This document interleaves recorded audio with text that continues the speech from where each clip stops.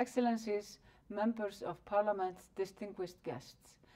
It is a special honor and great pleasure to take part in the Women Political Leaders Summit 2021. History has shown us that crisis can lead to positive reform. The number of lives lost global due to the virus is heartbreaking. The pandemic has also had other serious consequences. The inequality between women and men has increased.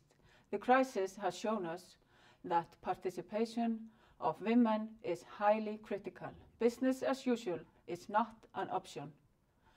Participation of women must be the new normal.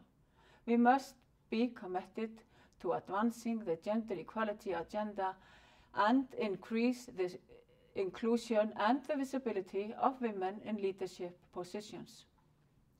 Dear guests, gender equality is one of the priorities of the Icelandic government. The Icelandic Parliament Alþingi has passed a number of laws to support women. A good example is law of equal number of women and men in company boards, parental leave benefiting both parents, and measures to close the pay gap.